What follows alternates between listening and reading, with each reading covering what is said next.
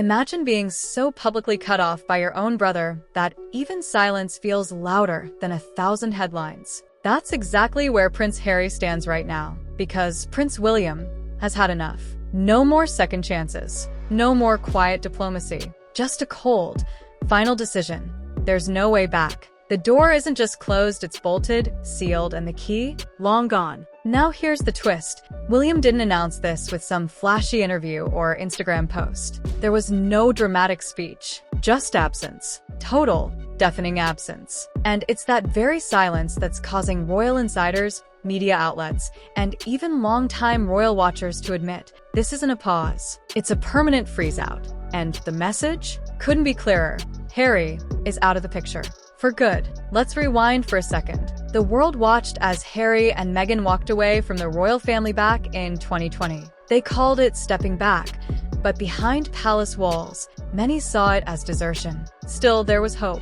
Quiet hope that one day, the brothers, once famously close, might find their way back to each other. But that hope is gone now, shattered. And what's replacing it is far colder. We're not talking about just ignoring text messages or skipping family events. We're talking about a deliberate, strategic effort by Prince William to erase any illusion that Harry still has influence or standing within the firm. He's not invited. He's not included. He's not even acknowledged. Recently, there was a hush-hush meeting in London. No press alerts. No official statement. Just a small, private conversation between one of King Charles's senior aides and people from Harry's camp. At first, it flew under the radar, but when the news finally trickled out 4 days later, everyone noticed something bizarre. Prince William wasn't involved. Not at all. Not even a whisper from his office. No representatives. No comment. No eyes in the room. And the implications were chilling, because it wasn't just that he skipped the meeting. It was that he didn't care to know. Some insiders say he wasn't even informed it was happening. Others claim he knew and chose to ignore it completely. Either way, that kind of distance isn't accidental. It's calculated. William is playing the long game. Not emotionally, but institutionally. He's not reacting as Harry's brother. He's operating as the future King of England. Every move he makes now isn't just about family. It's about image, legacy, and preserving the monarchy's integrity. And Harry? He's not part of that future. Let's not pretend William's choice came out of nowhere. It's been building. The Oprah interview, the Netflix docuseries, the endless jabs in Harry's memoir. All of it chipped away at what little trust remained. And while the public drama was explosive, it's what happened in private that truly broke things beyond repair. Sources inside the palace claim William no longer even speaks Harry's name. Not in meetings, not in casual conversation, not even with close friends. It's like Harry doesn't exist to him anymore. One insider reportedly said, "Forgiveness isn't even on the table. William has made his decision. That's it." And that, folks, is where the real power lies. Because this isn't about loud confrontations or televised spats. It's about boundaries, and William just drew a line so thick, even the press can't pretend it's temporary. What's wild is how effective this cold silence has been. While Harry and Meghan continue popping up in headlines, dropping content, giving interviews, and playing the PR game, William and Catherine are out here doing the exact opposite. They're not explaining, they're not defending, they're just living. And that's what makes it sting even more. When Catherine appeared at Wimbledon looking poised, powerful, and perfectly regal, the media couldn't stop talking. She didn't say a word about Harry. She didn't have to. Her presence alone sent a message. This is what royalty looks like. At the exact same time, that secret London meeting started leaking to the press. Coincidence? Maybe. But anyone who's been paying attention knows this game too well. Meghan has a history of timing her stories to coincide with major royal moments, and this felt no different. Still, William didn't bite. He didn't speak up. He didn't engage. That silence? It hit harder than any response ever could. Because while Meghan and Harry desperately try to keep their connection to royalty in the public eye, William is refusing to participate in the narrative altogether. That's not apathy. That's strategy. And it's working. Public sentiment is shifting. People are tired of the drama. They're craving stability, dignity, real leadership. And in William, they're finding it. The more he stays quiet, the more powerful he looks. The less he reacts, the more mature he seems. Compare that to Harry and Meghan's approach. Always explaining, always defending, always spinning. And it's starting to wear thin. Because when one side is constantly speaking and the other side is completely silent, it doesn't look like a conversation. It looks like desperation. Even King Charles has started pulling back. Yes, he's Harry's father, and there's still a thread of connection there, but it's thin and it's quiet. These unofficial meetings, they're not signs of reconciliation. They're damage control. Quiet, background conversations to maintain basic ties without inviting chaos back into the public eye. Make no mistake, Charles may be soft, but he's not stupid. He knows the moment Harry is seen as returning to the royal fold, the tabloids explode. And the headlines aren't kind. They don't say, family reunited. They say, royals welcome back traitor.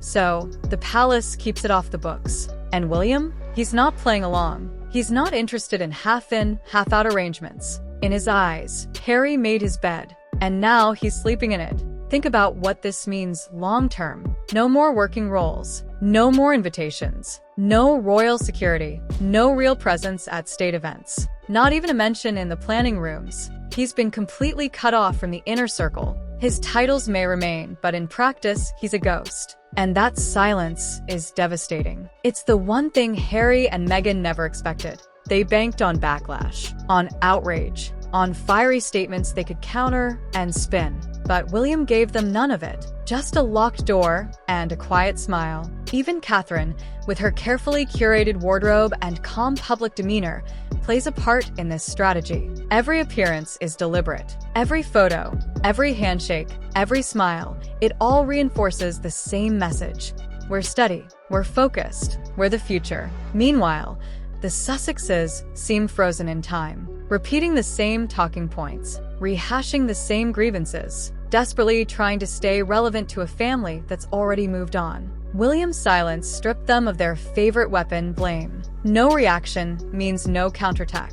No appearance means no body language to misread. No comment means no headline to manipulate. It's airtight. And for a couple who built a brand on being misunderstood, that silence is suffocating. Because how do you fight back against someone who refuses to fight? You can't, and the public sees that, loud and clear. When people looked at the photos from that secret London meeting, they weren't zooming in to see who showed up. They were scanning for the one person who didn't. William. That absence said it all. It said he's done.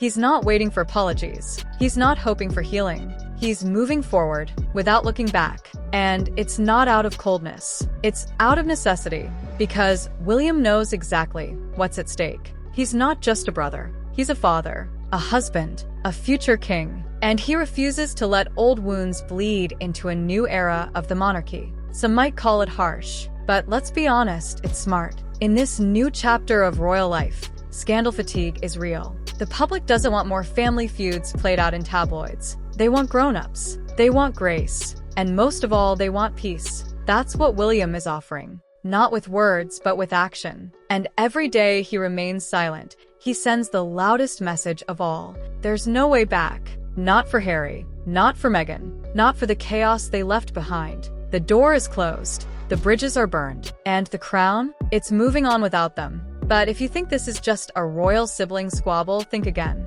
This is about legacy. About history being written in real time. William isn't just reacting to the past. He's shaping the monarchy's future. Every time he says nothing, every time he keeps Harry at arm's length, he's communicating volumes to the world. The message? This crown doesn't entertain chaos. And let's not forget, this isn't the first time the royal family has dealt with scandal. But it is the first time a royal has taken that scandal and packaged it for profit. From Oprah to Spotify, Netflix to Spare, Harry and Meghan turned pain into product. William saw that, and instead of punching back, he disappeared from their narrative completely. And that's what really scares them, because you can only play victim if the other party engages. William, he's ghosted them. Entirely. Not even a quote to misinterpret. Not even a glance they can frame as "I see." And for a pair who have built an empire out of media manipulation, William's refusal to give them a single frame is devastating. You know what's worse than being hated? Being ignored. And while Harry once had global sympathy, it's fading. Not because his pain wasn't real, but because he kept repackaging it. Meanwhile, William stayed steady. He didn't explain. He didn't react. He didn't stoop to drama. He just focused on duty. That contrast? It's glaring now. Every time Catherine walks into a room, she doesn't just represent style. She represents stability. Her grace is louder than any Sussex podcast. Her quiet composure is stronger than any Netflix documentary. And her unbothered elegance? It's a walking reminder that class doesn't need a microphone. Meanwhile, Meghan's PR machine keeps spinning. Leaked sources, mysterious photographers, dramatic tell-alls that all seem to surface when someone else in the royal family is shining. It's become a pattern, and the public is catching on. They're starting to see the difference between earning headlines and chasing them. And perhaps the most brutal part of William's strategy is that it's working without effort. He doesn't have to do anything. His absence is the headline. His silence is the story. And the more he refuses to play the game, the more it becomes clear he's already won. Because now, Harry and Meghan's entire identity is built on a relationship that no longer exists. That's why that London meeting was so telling. They tried to orchestrate another royal moment, another whisper of Harry might be returning, hoping the press would pounce. But it fell flat, because the man whose reaction they needed, the man who could legitimize it, wasn't even in the room. And the public noticed. Comment sections lit up not with excitement, but with skepticism. Where's William? Why is this meeting off the record? Why are they always trying to hijack attention? It wasn't just a failed PR move. It was a reminder that without William, their story doesn't stick. Even King Charles is now treading lightly. He may still care for Harry, but he knows William is the anchor, the stabilizer, the heir with the trust of the people. If Charles wants his reign to survive without being swallowed by Sussex drama, he has to follow William's lead. And that's exactly what he's doing. No titles for the kids. No formal roles for Harry. No open door.